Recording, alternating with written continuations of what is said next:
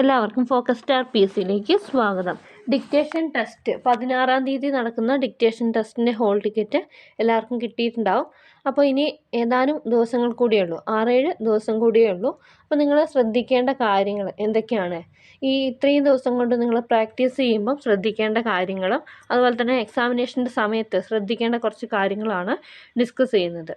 Okay, അപ്പോൾ video മുഴുവനായിട്ട് കാണാൻ വേണ്ടിയിട്ട് ശ്രമിക്കുക. നിങ്ങളുടെ ഫ്രണ്ട്സിലേക്ക് മാക്സിമം ഷെയർ ചെയ്യുക.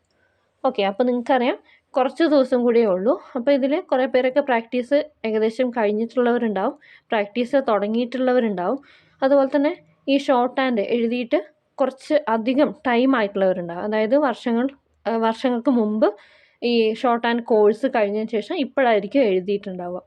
അപ്പോൾ അങ്ങനെയുള്ള എല്ലാത്തരം ആൾക്കാരും ശ്രദ്ധിക്കേണ്ട കുറച്ച് കാര്യങ്ങൾ.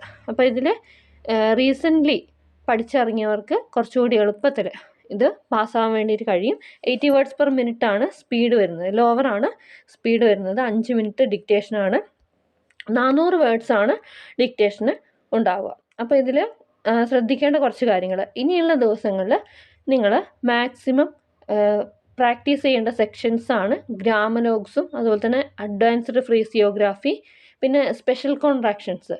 ഈ സെക്ഷൻസ് മാക്സിമം പ്രാക്ടീസ് ചെയ്യുക. എന്തുകൊണ്ടാണ് ഈ ഒരു സെക്ഷൻസ് പ്രാക്ടീസ് ചെയ്യാൻ പറയുന്നത് എന്ന് വെച്ച് കഴിഞ്ഞാൽ, നമ്മൾ ആ ഡിക്റ്റേഷൻ തരുന്ന പാസേജിൽ ഏകദേശവും റിപ്പീറ്റഡ് ആയിട്ട് വരുന്ന വേർഡ്സ് ആയിരിക്കും കൂടുതൽ വരിക. പിന്നെ റെയറായിട്ട് കുറച്ച് നമുക്ക് എഴുതാൻ കുറച്ച് ബുദ്ധിമുട്ടുള്ള വേർഡ്സ് കുറച്ചേ വരുള്ളൂ. ഏകദേശവും വരുന്നത് റിപ്പീറ്റഡ് ആയിട്ട് വരുന്ന വേർഡ്സ് ആയിരിക്കും. ഈ റിപ്പീറ്റഡ് ആയിട്ട് വരുന്ന വേർഡ്സിൽ ഏകദേശം വരിക ഈ ഗ്രാമലോഗ്സും പിന്നെ അതുപോലെ തന്നെ സ്പെഷ്യൽ കോൺട്രാക്ഷൻസിൽ വരുന്ന വേർഡ്സും ആയിരിക്കും. സ്പെഷ്യൽ കോൺട്രാക്ഷൻസിൻ്റെ പ്രത്യേകത എന്ന് പറയുന്നത്, ഒരു വലിയ വേർഡാണെങ്കിലും അതിൽ നമുക്ക് 1-2 സ്ട്രോക്സ് മാത്രം യൂസ് ചെയ്തുകൊണ്ട് ആ ഒരു വേർഡിനെ റെപ്രസെൻറ്റ് ചെയ്യാൻ വേണ്ടിയിട്ട് കഴിയും. അപ്പോൾ ഇതിൽ നിങ്ങൾ പ്രാക്ടീസ് ചെയ്യുമ്പോൾ മാക്സിമം ഇത് പ്രാക്ടീസ് ചെയ്യുക. എന്താണെന്ന് വെച്ച് കഴിഞ്ഞാൽ നമുക്ക് എഴുതാൻ പറ്റുമായിരിക്കും, പക്ഷേ ആ ഒരു ടൈമിൽ നമുക്ക് ഈ സ്പെഷ്യൽ കോൺട്രാക്ഷൻസ് ഒക്കെ എഴുതാൻ പറ്റിയാൽ അത്രയും സുഖമായിട്ട് നമുക്ക് ഡിക്റ്റേഷൻ എഴുതിയെടുക്കാൻ വേണ്ടിയിട്ട് കഴിയും. പിന്നെ ശ്രദ്ധിക്കേണ്ട ഒരു കാര്യം എന്ന് വെച്ച് കഴിഞ്ഞാൽ, നിങ്ങൾ നല്ല രീതിയിൽ എഴുതി പഠിക്കുക.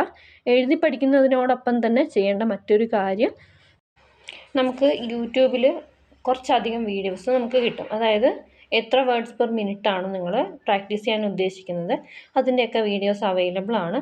അപ്പോൾ ഈ വീഡിയോ വെച്ചിട്ട് പ്രാക്ടീസ് ചെയ്യുക. പിന്നെ നിങ്ങൾ എഴുതി പഠിക്കുമ്പോൾ സാധാരണ വരയിട്ട നോട്ട്ബുക്കിലാണെങ്കിലും കുഴപ്പമില്ല, പ്രാക്ടീസ് ചെയ്യുന്നതിന് കുഴപ്പമൊന്നുമില്ല. പിന്നെ ഡിക്റ്റേഷൻ പ്രാക്ടീസ് ചെയ്യുമ്പോൾ നമ്മൾ എക്സാമിന് കൊണ്ടുപോകുന്ന ബുക്ക്, അതായത് ഷോർട്ട് ഹാൻഡ് എഴുതുന്ന ആ നോട്ടിൽ തന്നെ പ്രാക്ടീസ് ചെയ്യാൻ വേണ്ടിയിട്ട് ശ്രമിക്കാം. ഓക്കെ, അതെന്തിനാണെന്ന് വെച്ച് കഴിഞ്ഞാൽ നമുക്ക് ഈ പേജ് മറക്കേണ്ടതായിട്ട് വരും. അതായത് നമുക്ക് 80 words per minute ആണെങ്കിലും മറ്റൊരു പേജിൽ മാത്രം ഉൾക്കൊള്ളുന്നതായിരിക്കില്ല, ഒന്നിൽ കൂടുതൽ പേജസിലേക്ക് അത് വരും. അപ്പോൾ നമ്മൾ ഈ പേജ് മറയ്ക്കുന്ന സമയത്ത് ടെൻഷൻ ഉണ്ടാവും. സ്വാഭാവികമായിട്ട് നമ്മൾ എക്സാം എഴുതാൻ പോകുമ്പോൾ കുറച്ചധികം ടെൻഷനായിട്ടായിരിക്കും പോവുക. അപ്പോൾ നമ്മൾ ഈ പേജ് മറയ്ക്കുന്നത് പ്രാക്ടീസ് ചെയ്തില്ലെങ്കിൽ കുറച്ചധികം ഓമിഷൻസ് വരാൻ സാധ്യതയുണ്ട്. പിന്നെയെന്ന് പറഞ്ഞാൽ സ്റ്റാർട്ടിങ്ങിൽ, അതായത് നമ്മൾ ഡിക്റ്റേഷൻ വായിച്ച് തുടങ്ങുന്ന സമയത്ത് നമ്മൾ എഴുതിയെടുക്കാൻ വേണ്ടിയിട്ട് കുറച്ച് ബുദ്ധിമുട്ടുകൾ ഉണ്ടാവും.